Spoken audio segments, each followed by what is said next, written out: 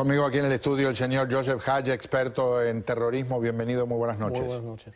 Muy amable. Gracias. Con nosotros desde Washington el comandante retirado de la Marina estadounidense y ex portavoz del Pentágono, J.D. Gordon. Bienvenido, buenas noches. Buenas noches, Pedro.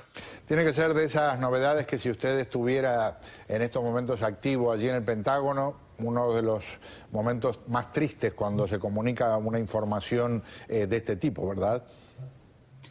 Sí, es muy triste realmente y también es una gran vergüenza para Casa Blanca. Es un error enorme y yo quiero saber por qué ellos tomaron 3 meses para decirle al público qué pasó. Eso es inaceptable. Yo creo que tal vez ellos deben tener 2 días, 3 días, pero 3 meses. No puedo entender por qué. ¿Qué me dice, señor Hatch? Mira, yo creo que en estas operaciones hay tantas variables que al momento que se dio la orden del comando para la CIA de hacerlo, las variables eran la inteligencia y lo que falló acá es la inteligencia humana que no la tenían. Seguro que tenían una información que le faltaba más filtración y no tenían para verificarla con inteligencia humana en el terreno. Y una de las causas que pensé que tardaron, que estaba mencionando JD, de que tardaron tanto, será porque no tienen elementos en el terreno, inteligencia humana, que querían asegurar de que la falta era tan grande o no era tan grande, con quizás colectar, aunque sea un ADN, para poder verificarlo. Y cuando el señor Hatch habla de inteligencia humana, le cuento a nuestros televidentes, es el tradicional informante, algo que en la práctica ha resultado extraordinariamente efectivo a lo largo de los tiempos, comparado con la llamada inteligencia electrónica a través de medios visuales, de medios auditivos, de intercepción de señales, etcétera, que en muchos casos permite establecer, estos señores, ya los habíamos visto en algún lugar, son gente que está planeando actos terroristas, pero de repente no se puede ver dentro de un edificio y alguien podría, si existiera ese contacto, decir, ojo, que ahí hay rehenes. Un familiar del rehén estadounidense hablando del tema. My name is Warren Weinstein, and I am talking now to my wife, to my daughters, to my grandchildren, to let them know that I'm well, that I'm taking all my medications, I'm being taken care of, and to request, Elaine, that you and the family please make as many contacts as you can with Jewish communities in the United States in order to put pressure on the American government, on President Obama, to work with and accept the demands of the Mujahideen in order for me to gain my freedom. Por supuesto, era el rehén que ahora se reporta fallecido. Su esposa es la que dio una declaración en el correr de esta jornada diciendo que era inconsistente y decepcionante la explicación que daba el gobierno estadounidense, más del presidente Barack Obama. We believed that this was an al-Qaeda compound, that no civilians were present, and that capturing these terrorists was not possible. And we do believe that the operation did take out dangerous members of al-Qaeda. What we did not know, tragically, is that al-Qaeda was hiding the presence of Warren and Giovanni in this same compound. It is a cruel and bitter truth that in the fog of war generally, and our fight against terrorists specifically, mistakes, sometimes deadly mistakes, can occur. Hay otro ángulo que me parece muy interesante y es que en la práctica el presidente de los Estados Unidos, ya ha ocurrido en el pasado, toma decisiones que implican matar a ciudadanos estadounidenses y por un lado hay quienes dicen bien muertos están porque son terroristas que están conspirando para hacerle daño a Estados Unidos y otros que dicen, bueno, existe un sistema de justicia al que no se recurre. ¿Qué me dice de eso, comandante Gordon?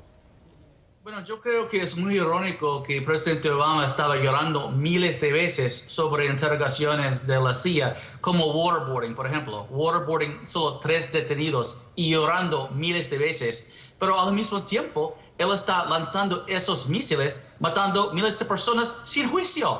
Entonces es muy irónico. Yo no puedo entender cómo el presidente Obama puede enfocar tanto en los presos y los derechos de ellos en Guantánamo y liberar tantos de ellos y casi 30% regresan al terrorismo. Y él está matando también estadounidenses allá con esos drones, esos aviones sin tripulados. Sin juicio, realmente es irónico, Pedro. No tiene sentido al lado conjunto. Joseph. Y bueno, no es nada nuevo. La política del presidente Obama siempre fue muy contradictoria, no conflictiva, entre lo que él piensa y dice de un lado y lo que hace y dice del otro lado.